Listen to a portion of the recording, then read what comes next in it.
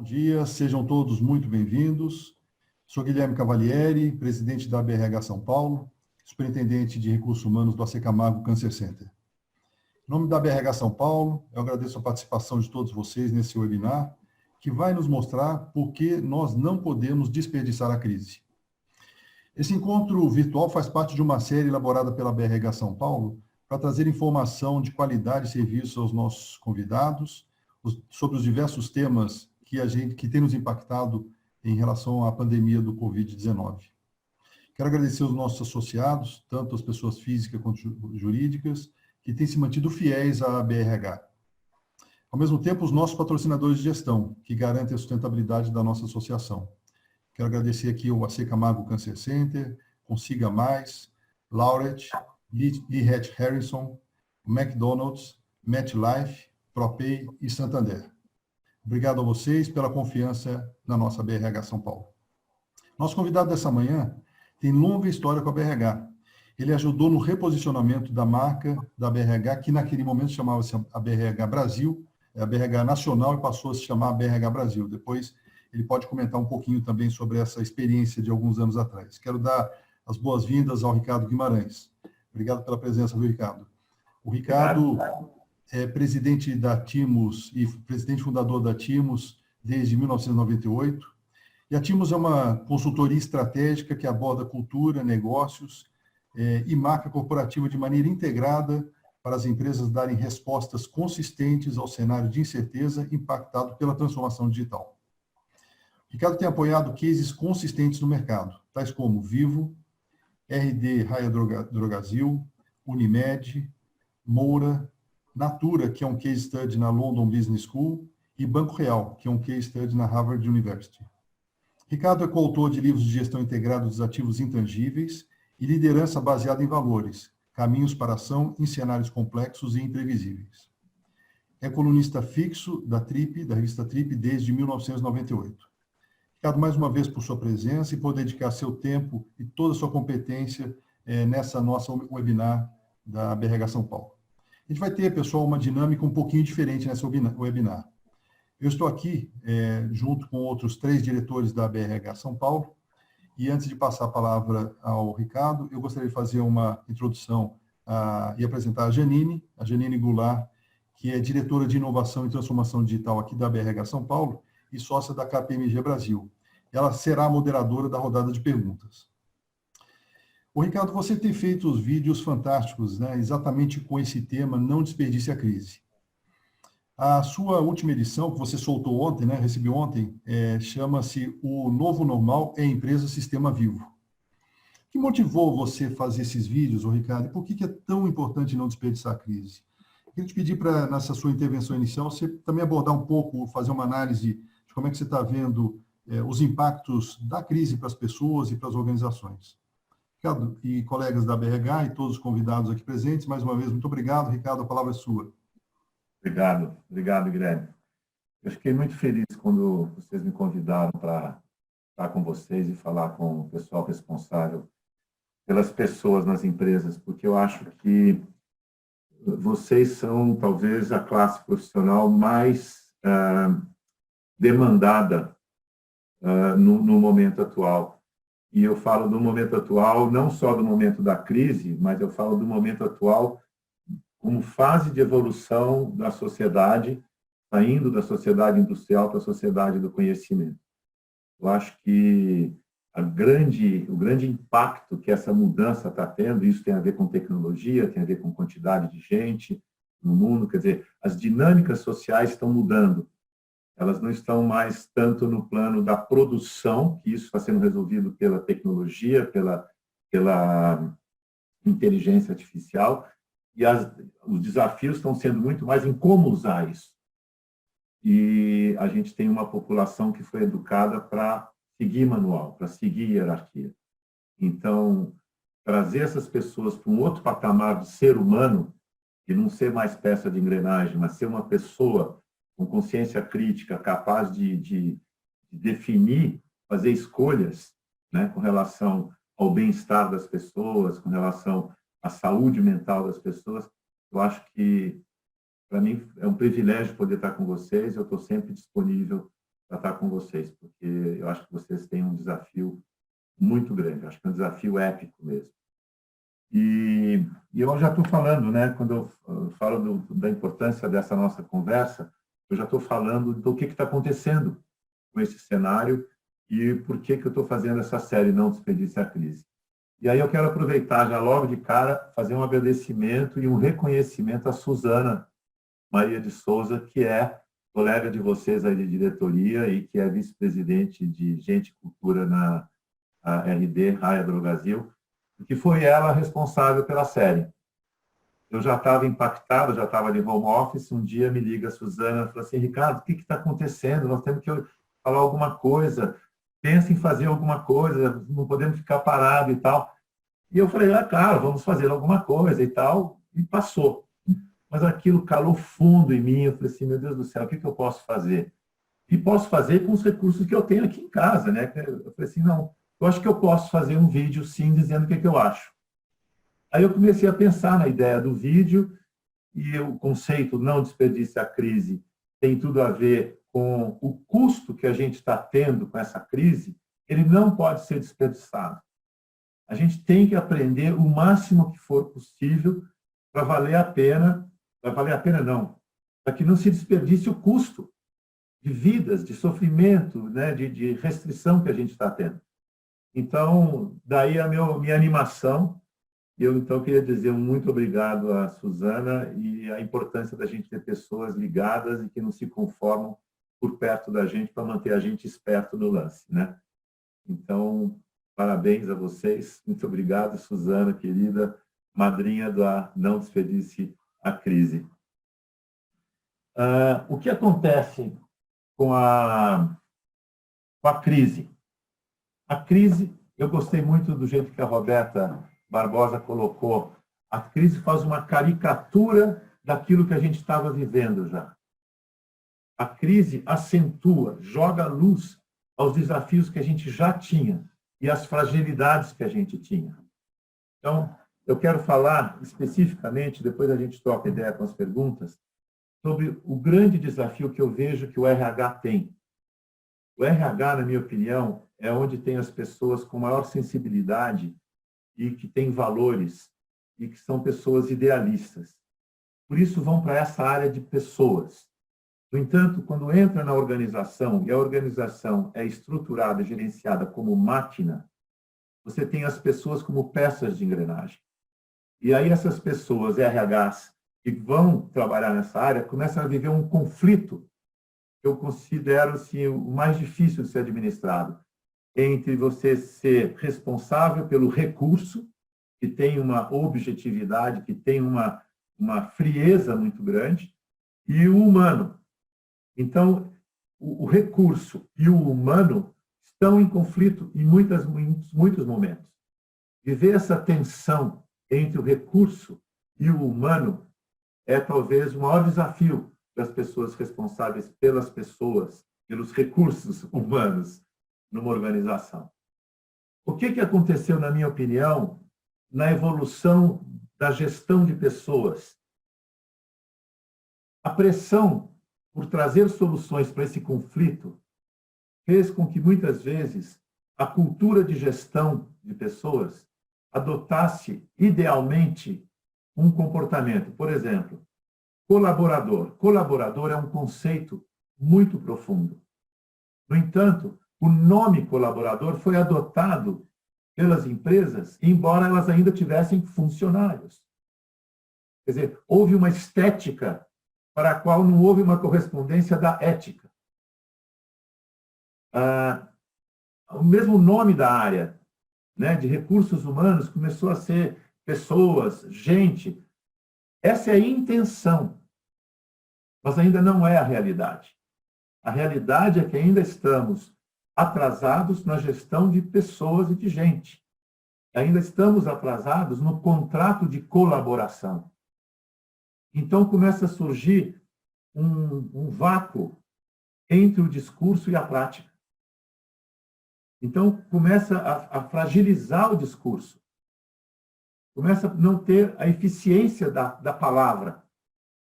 Porque você é uma cultura, só que não. Né? Quer dizer, é colaborador, só que não. E esse é o desafio, na minha opinião. E essa crise acentua essa fragilidade. A gente vinha vindo, essa fragilidade estava surgindo, né? E muitas providências estavam sendo tomadas, então tem que ser para valer, é colaborador para valer, não é só o discurso, não é só ter os indicadores de quantas pessoas foram, atenderam ao seminário e tal, mas é se houve uma consequência efetiva no comportamento das pessoas. Quer dizer, eu estava vendo os RHs sendo mais efetivos, né, na gestão de pessoas e dos relacionamentos. Mas ainda tinha uma defasagem muito grande entre o discurso e essa prática. Eu acho que a crise acentua, caricatura essa, como disse a Roberta, essa relação entre o que estamos fazendo de fato e aquilo que nós queremos, né? E eu acho que, nesse sentido, é uma oportunidade, então tem um desafio muito maior do que a gente jamais imaginou ia enfrentar.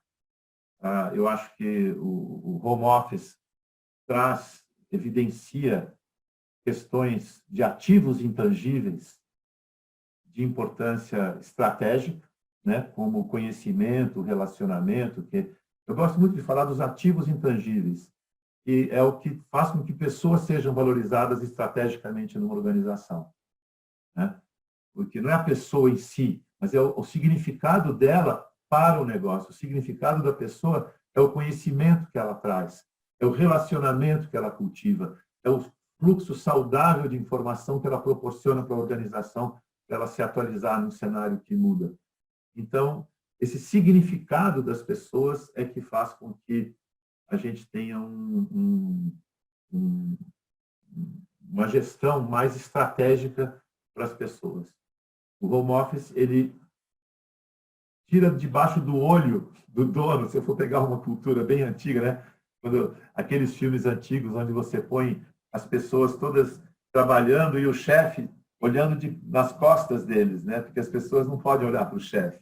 E se as pessoas são diferentes, o chefe está de cabeça baixa trabalhando. Então, tinha um controle de horário, controle, que é bem do chefe do pessoal, né? E agora a gente nem mais controla as pessoas estão em casa. Você não sabe o que elas estão fazendo. Elas podem estar trabalhando, não estar trabalhando, quer dizer, você tem que confiar. Essa confiança começa a trazer ativos intangíveis. E nós não temos ferramentas para a gestão de ativos intangíveis, porque a nossa cultura é muito voltada para o industrial, muito voltada para a empresa máquina e nada para a empresa sistema vivo. Então, nesse sentido, eu acho que, e é legal, entre aspas, perdão, mas assim, o fato de ser um vírus que traz essa realidade caricaturada, que vem do mundo biológico, acentua a necessidade de você desenvolver o sistema imunológico das pessoas e das organizações. Então, quem tem sistema imunológico é sistemas vivos. Então, o que é um sistema vivo? O sistema vivo é composto de células vivas que compartilham DNA. A questão da identidade no sistema imunológico é fundamental. O sistema imunológico ele desarma exatamente quando a identidade da célula T não está com toda a força, com toda a vitalidade necessária para reconhecer o vírus. E aí nós vamos entrar toda a questão da marca corporativa, como a representação da identidade da empresa junto à sociedade, a cultura como combustível da marca corporativa e a cultura como uma maneira de fazer negócios para poder impactar o mercado e ter a sobrevivência da empresa. Então, a identidade, ela passa pela cultura, passa pela maneira de fazer negócios que impacta o mercado e que volta reforçando a cultura. Daí essa integração de cultura, marca corporativa e negócios a partir da identidade, com um impacto extraordinário na reeducação das pessoas. A gente estava falando aqui no aquecimento do nosso webinar, a reeducação das pessoas.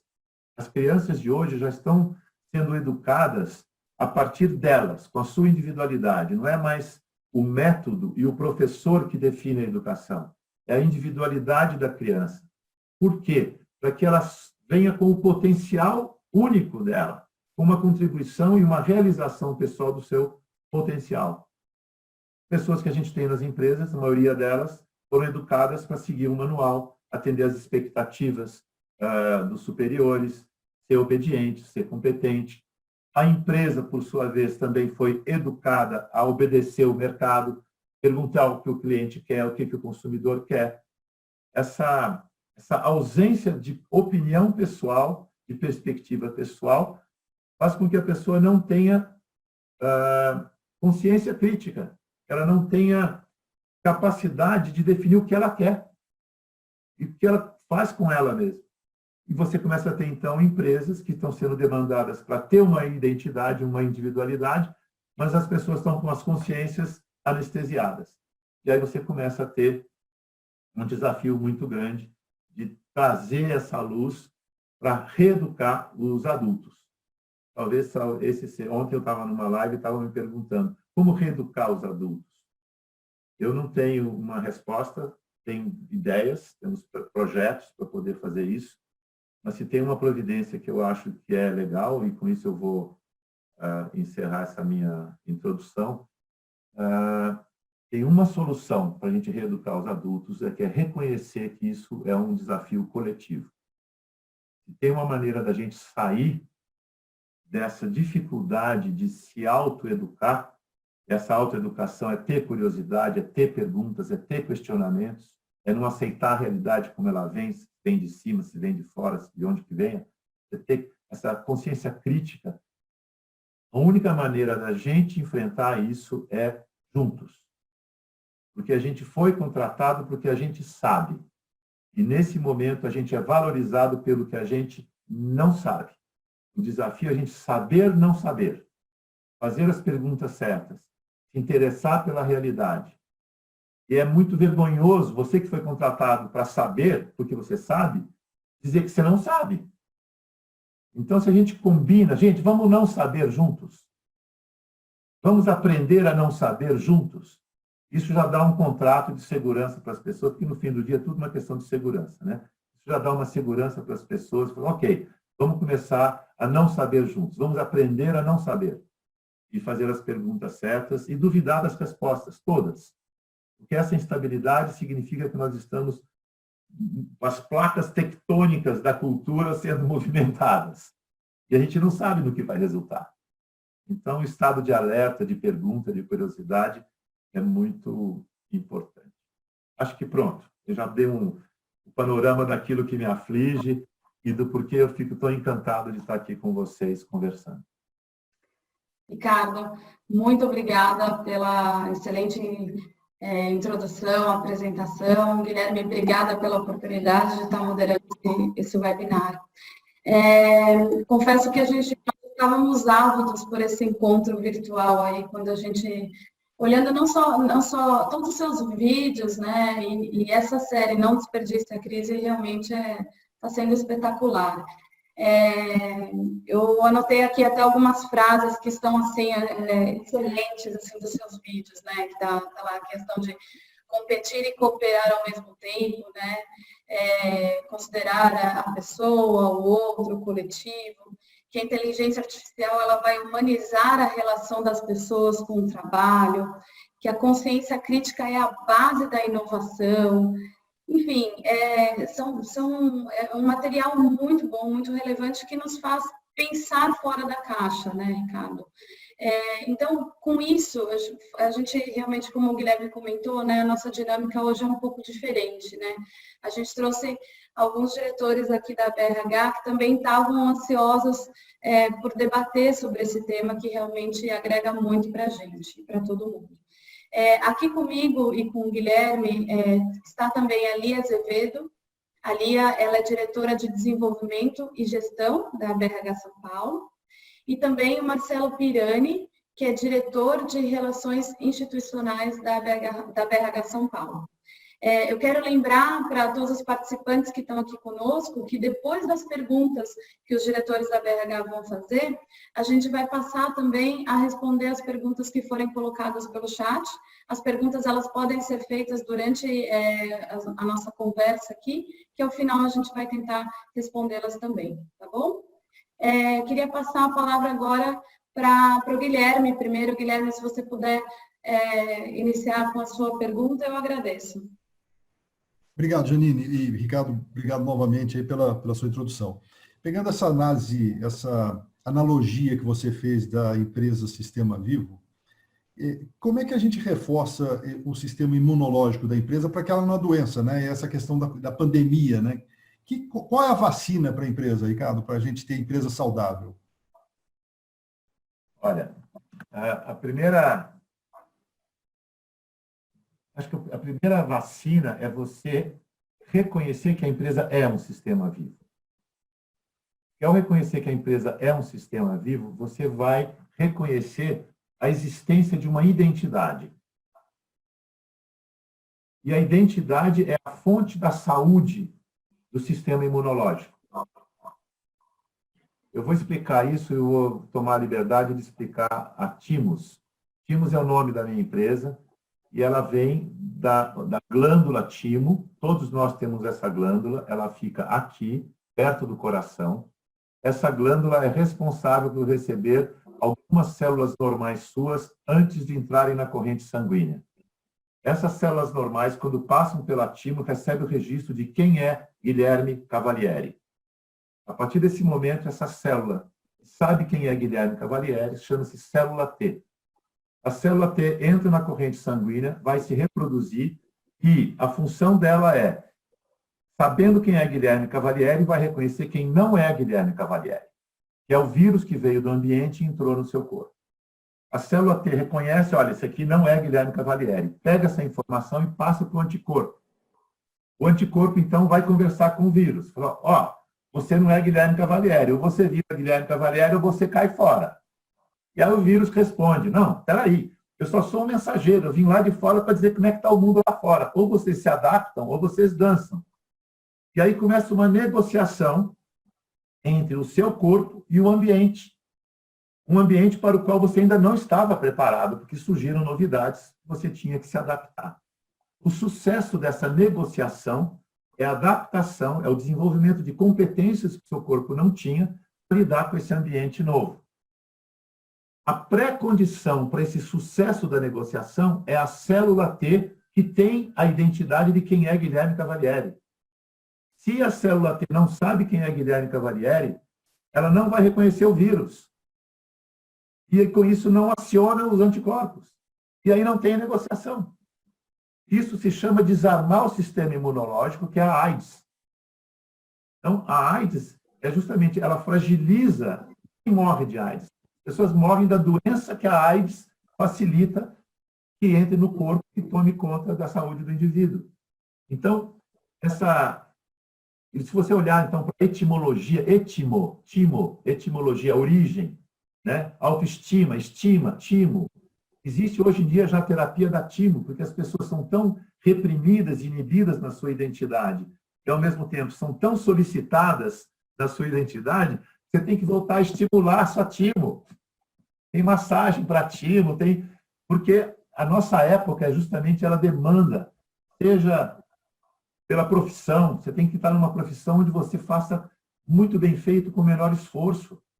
Porque então você tem que estar apoiado na sua vocação, na sua identidade. Você vai se vestir, todo estilo de roupa é possível hoje. Então, o que você gosta, o que te expressa? Religião, tudo pode. Sexo, tudo pode. Se você não souber qual é a sua identidade, você não vai fazer as escolhas adequadas à sua expressão e à sua inserção dentro da sociedade.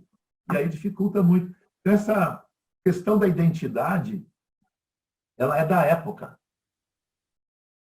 Ela não é uma tendência, ela é um processo de amadurecimento da sociedade. É um processo de amadurecimento das pessoas. É um processo de amadurecimento das empresas. E isso são sintomas muito claros. Por que cultura começou a ficar tão importante? Porque ali reside a identidade. Por que a marca corporativa começou a ser mais importante que marca de produto? Porque a marca corporativa é o verdadeiro personagem da relação com o consumidor e com o mercado e com a sociedade. Não é a marca do produto, não é o Omo. É a marca corporativa, é a Unilever. Você começa a ter uma dinâmica social onde a identidade ela é definidora das relações. Antigamente, você podia ter uma empresa mais ou menos e fazer propaganda dizendo que a empresa era ótima. Hoje isso não é possível. Você faz isso, em 2 minutos tem alguém na rede social dizendo, é mentira. Então você vai perder o quê? Credibilidade, que é a coisa mais importante que a empresa precisa ter. Então, o sistema vivo, ele tem, por definição, uma identidade. Empresa-máquina não precisa de identidade. Ela pode ser uma máquina e fazer propaganda dizendo que ela é humana. Empresa-máquina não tem necessidade de uma identidade, porque é tudo manualizado, é tudo repetição do passado. A empresa sistema vivo, que necessita se adaptar num cenário que muda, que precisa acolher novas pessoas, acolher novos segmentos de mercado, quer dizer, a nova tecnologia, essas demandas de adaptação é que faz com que o sistema vivo seja a resposta de concepção, estruturação e gerenciamento da organização. E, consequentemente, as pessoas como células vivas, criativas, sensíveis. Muito obrigada, Ricardo. Eu queria passar para a Lia agora, se a Lia puder fazer a pergunta, uma das perguntas que ela tem, eu agradeço. Por favor, Lia. Bom, Ricardo, eu estava aqui pensando no que você colocou, né, do ser humano no centro, né, e essa questão do humano versus recurso, e uma coisa que você traz, acho que muito forte em algumas outras materiais que você tem, que é da questão de aproveitar essa crise também para um fator bastante relevante, que é as organizações vencedoras de trazerem o pensamento sistêmico e agilidade também para o centro, né, de aproveitar tudo isso para esse momento. Então, queria, da sua experiência, perguntar, né, como é que a gente faz, ou quais são os modelos organizacionais vencedores para isso? Né, e como é que as empresas tradicionais podem se adaptar rapidamente nesse momento para olhar para esse novo contexto, para essa nova complexidade? Legal. Boa questão. E talvez das mais consequentes, vamos dizer assim, do ponto de vista da mudança cultural necessária, né?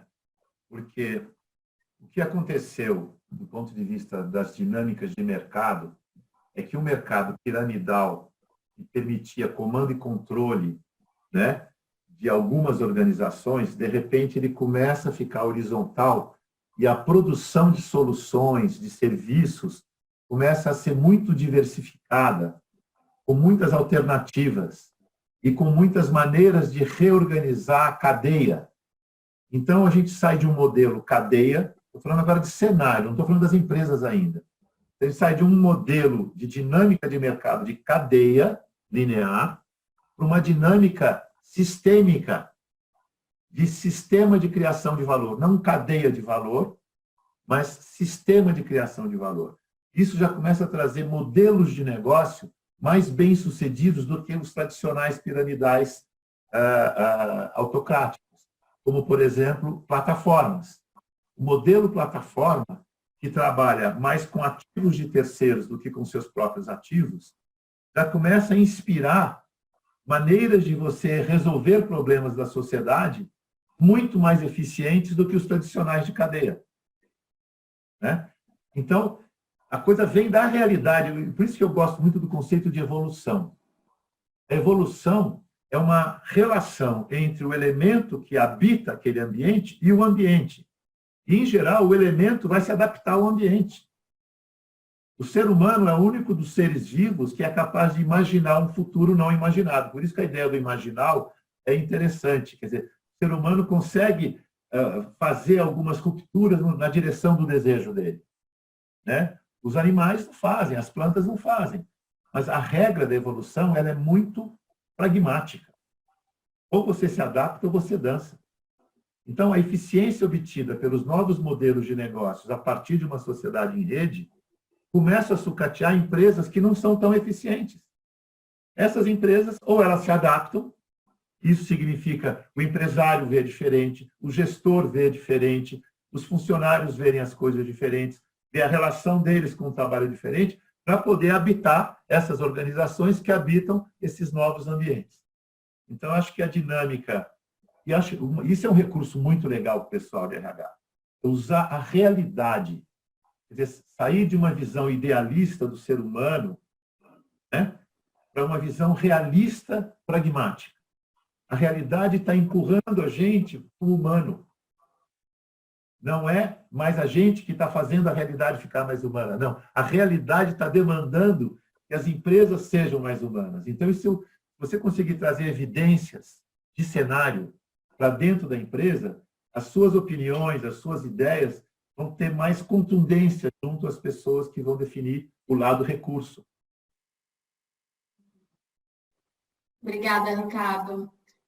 Realmente essa parte da humanização é imprescindível, né? Marcelo, a palavra pode ficar à vontade. Essa questão da humanização é importante porque a palavra foi mal usada antes. Fez-se muita propaganda de que era humano sem ser. Então, a palavra perdeu o valor dela. Ela tem que ser respeitada.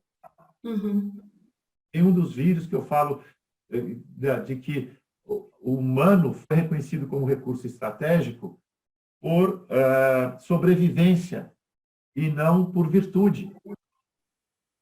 Quer dizer, o humano é um recurso estratégico por competitividade, por manutenção da empresa perene, e não para ir para o céu, não para ser mais bonzinho. E essa objetividade do trato do humano é que tem que trazer. Estou falando objetividade, que eu acho que é um pecado, porque o que ele está falando é da multiperspectiva, da subjetividade. Essa aqui também é outro desafio grande das organizações, mas depois a gente fala. Excelente. Obrigada, viu, Ricardo? Queria passar a palavra agora para o Marcelo. Marcelo, fica à vontade, por favor. Obrigado, Ricardo, mais uma vez por estar aqui conosco, né, compartilhando aí todos os seus ensinamentos aí.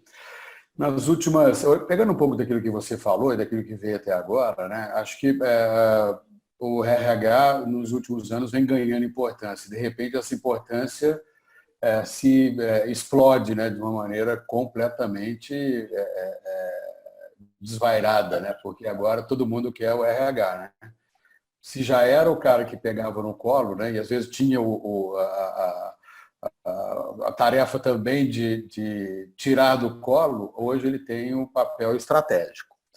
Eu questiono muito, Ricardo, quando se fala no mercado a questão dos soft skills, né, que soft skills são as habilidades comportamentais, porque eu acho que o que é conhecido como hard skills, né, talvez sejam mais fáceis da gente absorver e medir. E eu queria entender um pouquinho a sua visão, né, de como transformar, como é que o RH, neste momento, nessa encruzilhada, como transformar para performar, né? Eu olho para um trabalho miserável, por exemplo, né, lembro muito do Patrick Lencioni, eu olho para um trabalho miserável e ele tem 3 componentes. A irrelevância, a falta de medidas e manter o colaborador, né, anônimo, né, lá no seu cantinho, sem dar a ele o reconhecimento.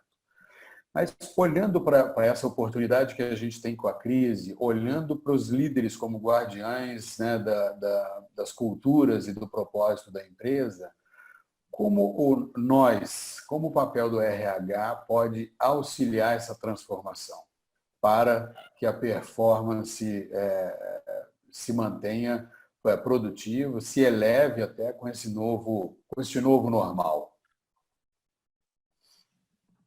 Boa. Enquanto você estava falando, Marcelo, me ocorreu a trajetória do RH dentro das empresas. E o que significa o RH subir na firma, né? Ele começa como chefe do pessoal, tendo mais uma questão lá, compliance e tal, para não criar problema.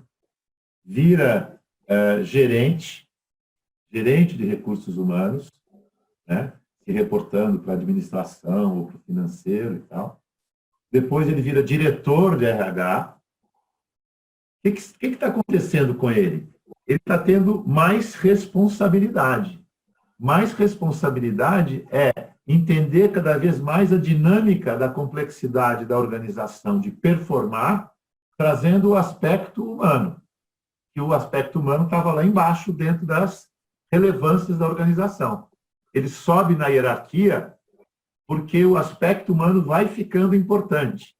Mas o que acontece com o RH é que ele tem que olhar cada vez mais abrangentemente as variáveis que determinam o sucesso da organização.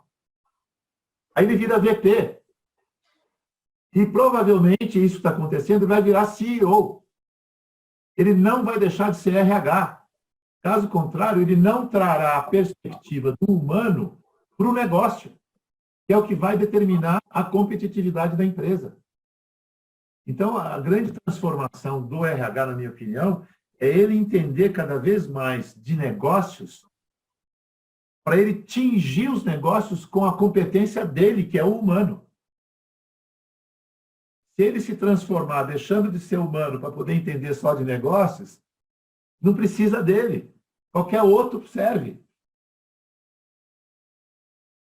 E o CEO RH, ele tem a competência da gestão dos ativos intangíveis. Eu quero insistir nisso, porque a competência da gestão dos ativos intangíveis é que determinam a perenidade da organização, é que determinam a adaptabilidade da organização. Os ativos tangíveis perdem valor assim que são instalados. Os ativos intangíveis, quanto mais você usa, seja o conhecimento, seja o relacionamento, seja o fluxo da informação, quanto mais você usa, melhor ele fica, mais valor ele tem. Como gerenciar isso? Quais são os indicadores? Como se monitora o aumento de valor? E aí a gente começa a ter as ferramentas que o RH deve desenvolver. Eu vou dizer até RH e marketing. Eu não sei se vocês estão acompanhando, com certeza devem estar, a quantidade de empresas, principalmente aquelas voltadas para serviço, que estão fundindo o RH com o marketing. Porque antigamente o marketing cuidava do consumidor, um personagem, e o RH cuidava do funcionário, outro personagem. E a descoberta recente é que o funcionário e o consumidor é gente.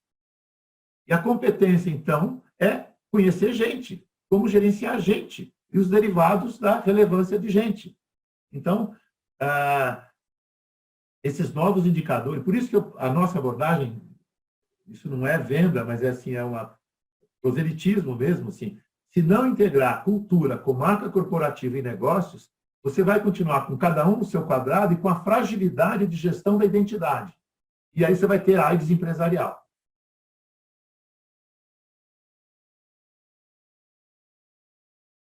Desculpa, obrigada, Ricardo. Bom, queria voltar para a Lia. Lia, se você puder fazer sua próxima pergunta, eu agradeço, por favor.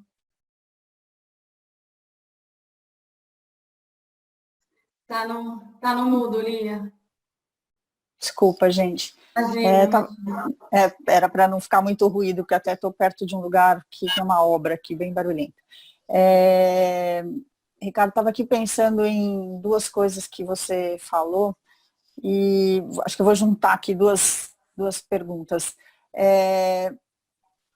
Uma é, você fala né, em algum material, assim, a gente tem que aproveitar esse momento e que o novo normal requer agilidade como competência essencial. Então, eu queria te perguntar o que isso significa para o RH, como é que o RH se insere nisso e pensa nessa questão da agilidade como competência essencial, o que é isso para o RH?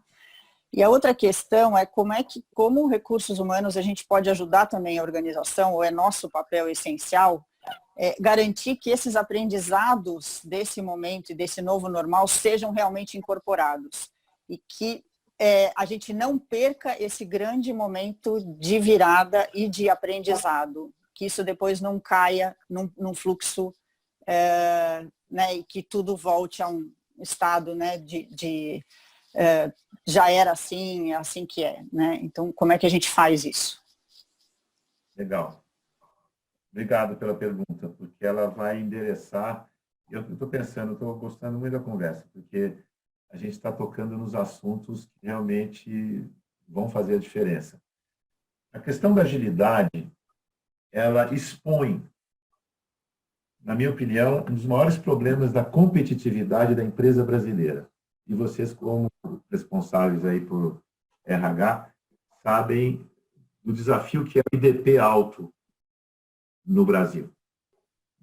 Imagino, não sei se a nossa audiência toda está familiarizada com IDP. IDP é o grau de respeito que uma cultura tem à hierarquia. A hierarquia no Brasil é excessivamente respeitada. Qual é o comportamento de uma cultura onde há muito respeito pela hierarquia. O subordinado não gosta de dar má notícia para o chefe e não gosta de discordar do chefe. Isso significa que as nossas lideranças estão sempre mal informadas sobre o que acontece abaixo dela, e isso não importa o nível. Como é cultural, o vice-presidente também tem esse comportamento com relação ao CEO, e o CEO com relação ao conselho. As pessoas sempre estão maquiando a realidade em respeito à hierarquia. Eu não quero levar problema para o chefe, né? E esse desafio torna esse problema da obstrução do fluxo vertical da informação na empresa, tira a agilidade da empresa, tira a agressividade da empresa. E isso é um problema sério no Brasil. Então, se tem uma contribuição que a BRH podia dar, é fazer um trabalho coletivo para redução do IDP, baixar o IDP, colocar o respeito à hierarquia a um nível saudável. Há um respeito, mas há uma troca de igual para igual de informação. A valorização da informação, saber trazer fatos e dados para fundamentar uma opinião, estimular a multiperspectiva, a subjetividade, como uma riqueza da cultura da organização. Isso é um problema do Brasil. Então, acho que a BRH podia carregar essa bandeira de reduzir o IDP no Brasil, para que a gente possa, valoriza as pessoas, porque você valoriza a subjetividade, você valoriza a multiperspectiva, então as decisões das lideranças serão mais bem informadas. 3, você proporciona um fluxo mais saudável de informação dentro da organização. Isso vai melhorar também a relação entre áreas, não é só entre níveis, mas entre áreas. Melhora o fluxo também entre mercado e a organização. Então, você traz uma saúde para a organização. Isso impacta diretamente na agilidade. E a agilidade é, na minha opinião, a competência para sobreviver num ambiente que muda de maneira imprevisível. Quanto mais imprevisível, mais ágil você tem que ser na percepção da mudança e na adaptação. Isso é uma questão, esse é um princípio de seleção natural. Quem demorar mais para perceber a mudança e se adaptar, o cenário vai eliminando. Então, agilidade é a competência, é o indicador assim, mais relevante, na minha opinião, e as pessoas com essa visão crítica, com formação de opinião, troca de ideias, o IDP mais baixo vai dar essa saúde para a organização. Obrigada, Ricardo. Queria passar agora para a última pergunta do Marcelo e, em seguida, vou passar para a última pergunta do Guilherme para que a gente possa ir rapidinho para o público, tá bom? Marcelo, Obrigado. fica à vontade. Obrigado, Janine. Ricardo, eu gosto muito desse conceito do IDP, né, que você traz, e eu fico imaginando aqui um caminho, né, que como você traçou o caminho do RH, imaginar que eu faço sempre uma metáfora que o RH durante muito tempo ele vinha circulando atrás da mesa dos conselhos e dos boards, né, e falando por meio das pessoas. Então ele andava por detrás, a pessoa falava, me conta aqui, a pessoa contava e tinha um porta-voz, um interlocutor. E agora o RH falou assim, dá licença, afasta as cadeiras, deixa eu entrar aqui que eu tenho muita coisa para dizer. Como é que o RH pode facilitar este caminho? A nossa liderança, de uma grande maneira geral, não gosta de ser desafiada, não gosta do conflito positivo, do conflito que, na minha opinião, é o grande sangue, né, das organizações. Como é que o RH, né, e as pessoas que lidam com a estratégia de gente, né, lidam com pessoas, com a gestão de pessoas, podem facilitar ou sensibilizar, principalmente os nossos líderes, para que estejam mais afeitos a serem desafiados positivamente, né, positivamente. E aí, só para complementar, acredito eu que confiança, você mencionou confiança, não acho que confiança você tem que ter o esforço de ganhar do outro, acho que confiança é alguma coisa que você entrega, é um exercício. E a partir do momento que eu, como RH, entrego a confiança, talvez possa facilitar esse caminho. Mas como desafiar esses líderes aí? E aí eu diria, no sentido lá do interior, como peitar os líderes de maneira respeitosa para que a gente possa ir adiante e evoluir? Olha, Marcelo, vamos fazer um raciocínio bem pragmático.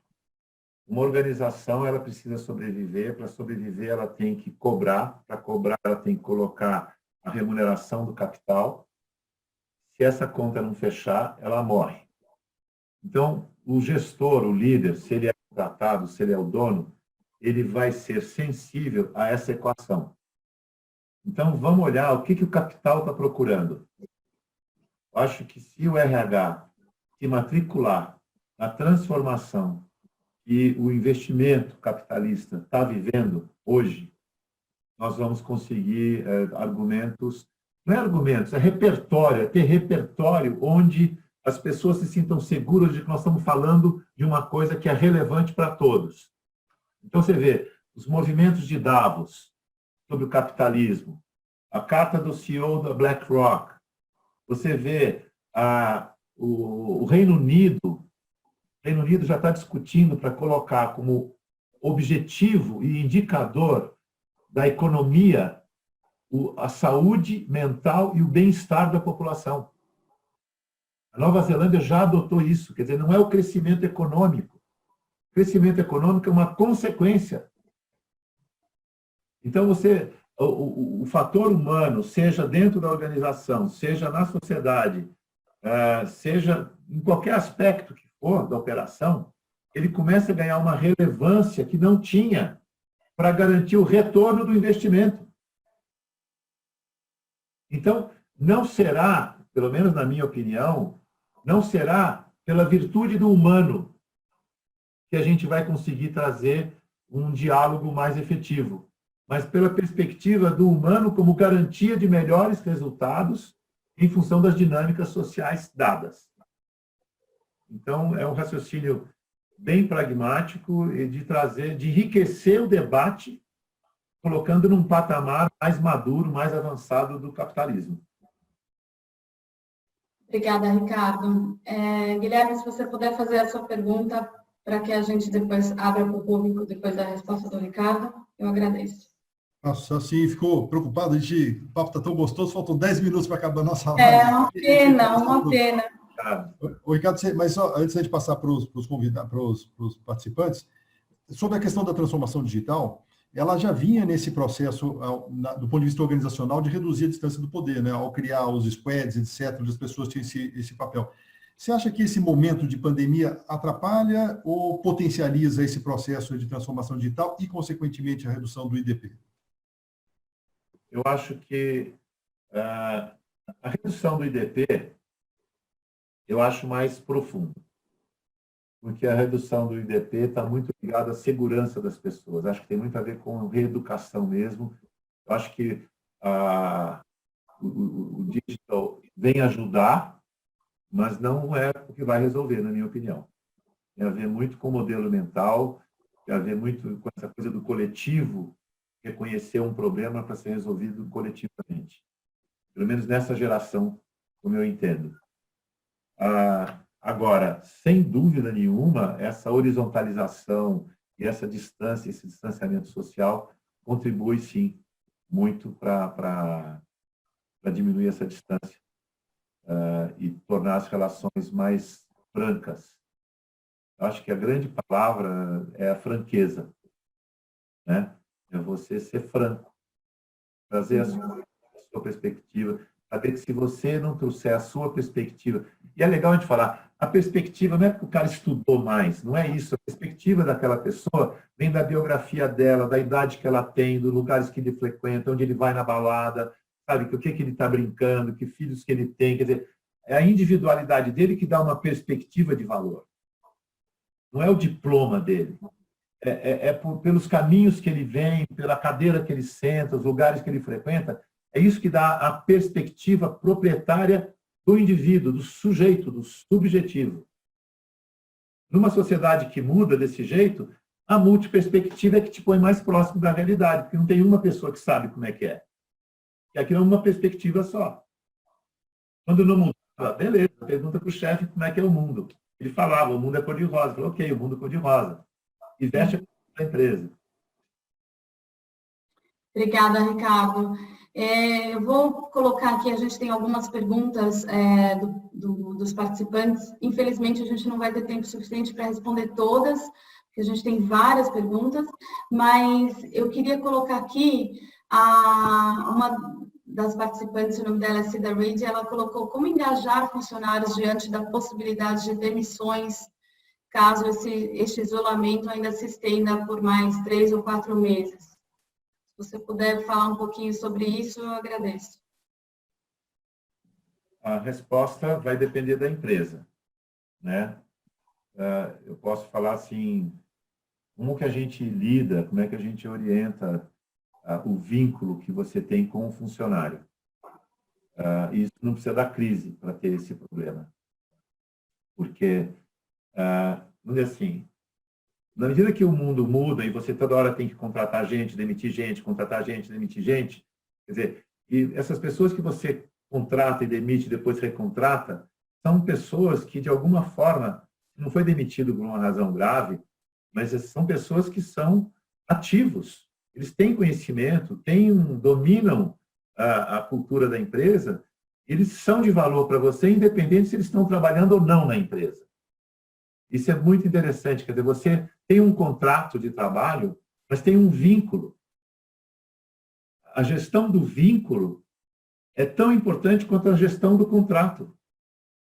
O vínculo se faz porque a empresa tem um propósito legal que faz sentido para a vida daquele profissional. Os valores da empresa ornam com os valores do indivíduo, que dá a ele mais conforto e segurança para ele atuar naquela empresa. O contrato não, o contrato é uma entrega por uma remuneração. Então, essa promoção, quer dizer, junto com o RH, a relação dos funcionários também ela vai para um outro patamar. Aliás, esse é o patamar do colaborador, o vínculo é o patamar do colaborador. O funcionário, por uma função, tem um contrato. Então, a gente chama isso de upframing, quer dizer, é buscar um patamar superior de relacionamento com as pessoas, com o mercado, com tudo. A mesma coisa, as empresas hoje, o ritmo de inovação é muito grande, elas também vão estar testando coisas, e elas têm que ter o direito de errar, e têm que ter o direito de ter o feedback dizendo, vocês erraram, para corrigir rápido. Tudo isso vem de um vínculo bom, não vem de um contrato com especificações. É esse vínculo que nós estamos falando. E por isso que eu falo que o RH ele tem a competência da gestão do vínculo, e não só do contrato. É gente, relacionamentos, fluxo de informação. Né? Então, a pergunta é muito boa, porque se tem vínculo, e eu estou vendo isso, deixa eu voltar para a pergunta específica. Se tem vínculo, a demissão é mais fácil. Eu tenho clientes, por exemplo, que ele reduziu 50% a remuneração da equipe dele, isso é uma rede de lojas, logo no começo da crise. E ele teve um abril muito bom com o e-commerce, então, embora as lojas estivessem fechadas, ele ia voltar para 100% da remuneração. A equipe falou, não, enquanto as lojas estiverem fechadas, vamos manter 50%. Quer dizer, olha uma negociação, não é uma demissão, mas é uma ruptura de contrato. E olha a condição de negociação do contrato. Né? Você pode hoje demitir uma pessoa e amanhã você quer recontratar, porque o custo da integração dele vai ser menor. Dependendo da qualidade da ruptura, o recontrato vai ser melhor. Então, é levar toda a questão para um outro patamar. E quanto melhor o vínculo, melhor a maneira de negociar a circunstância de dor, de ruptura que você vai ter nos contratos. Isso vai para fornecedor, para funcionário, acionista, para todo mundo. Uhum. Faz total sentido. Obrigada, viu, Ricardo? Eu queria colocar também uma pergunta da Maria Eduarda Iomanto. Ela gostaria de ouvir a sua opinião sobre as estratégias das ações de desenvolvimento das organizações passarão por ajustes e mudanças, né? E ela quer ouvir a sua opinião, qual o comportamento a ser desenvolvido nos líderes para os mesmos serem os guardiões deste sistema vivo que são as organizações. A gente tem pouquíssimos minutos aí para a gente encerrar. Se você puder, desculpa, mas se você puder responder essa questão, eu agradeço muito. Talvez a É a maior pergunta de todas. Né? Nós estamos falando do bem-estar das pessoas e do conforto delas poderem desempenhar o papel que tem que desempenhar nessa situação. Eu diria, primeiro, nós estamos falando sempre de segurança. As pessoas se movem em busca de maior segurança para poder agir. Eu acho que a primeira coisa é você ter uma consciência coletiva do momento. Acho que isso é uma coisa bem prática, você combinar o que está acontecendo e poder ter um contrato. E hoje é fácil você criar um grupo de WhatsApp, todo mundo pode trocar ideias. Isso é um primeiro ponto. Agora, do ponto de vista do indivíduo, modelo mental. Modelo mental, mecânico, hierárquico, ele não dá conta da complexidade da realidade das empresas e do mercado. Então, é um modelo mental sistêmico, interdependente, você reconhecer a relevância de todos os fatores, de todos os elementos do sistema e buscar, mesmo que a empresa não tenha oficialmente um propósito, que o sistema, que se reconheça o propósito do sistema, porque sem o propósito, o sistema não funciona com a devida interdependência. Não tem um propósito compartilhado, cada elemento vai buscar a sua independência. O colapso do sistema. Então, são essas duas providências que eu acho que podem ajudar. Um é o reconhecimento coletivo do momento, que junto é mais fácil de enfrentar. E dois, investir na mudança do modelo mental, onde as pessoas se sentam seguras e confortáveis com a interdependência, porque até hoje as pessoas se sentiam seguras com a independência, cada um no seu quadrado. Você se sentir seguro com a interdependência significa você confiar não nas pessoas, mas confiar na dinâmica do sistema. Então você está num patamar superior de reconhecimento de onde estão as coisas funcionando. E as pessoas vão se ajustando. Ricardo, eu vou ser sincera, eu estou com dor no coração aqui de ter que encerrar. Passou muito rápido, muito rápido. Seria muito bom que a gente tivesse horas e horas aqui para continuar essa conversa. Estou disponível sempre que vocês quiserem. Eu sou encantado com o trabalho de vocês. O que eu puder ajudar, ser útil, vocês podem contar. Obrigada mesmo, obrigada por dividir um pouquinho aí do seu grande conhecimento, realmente foi muito valioso. Quero agradecer também ao Guilherme, Marcelo, Pirani, Ali Azevedo pelas excelentes perguntas, a todos os participantes também. Infelizmente, a gente também não vai conseguir responder todas as perguntas, mas a gente agradece também a participação de todo mundo. E a gente quer, até uma das pessoas perguntou se esse webinar vai ser acessível para todo mundo, né? Todas as pessoas podem assistir, ele foi gravado, as pessoas podem assistir por meio do canal da BRH no YouTube. E eu também sugiro que as pessoas conheçam um pouco mais sobre as ações da BRH. Realmente tem muito material interessante, tem muitos eventos, agrega muito valor. A gente realmente recomenda que todas as pessoas conheçam um pouquinho mais da associação. Além de agradecer novamente para todo mundo, eu quero também comunicar que amanhã a gente tem um Webinar Experience, que é por Dia Nascer Feliz, atitudes e posturas para uma vida melhor. Caso as pessoas tenham interesse, vai ser muito valioso. Agradeço novamente a participação de todo mundo, todos os diretores da BRH, em especial um agradecimento ao Ricardo Guimarães, e um bom dia para todo mundo aí, fiquem todos com muita saúde e seguros. Obrigada.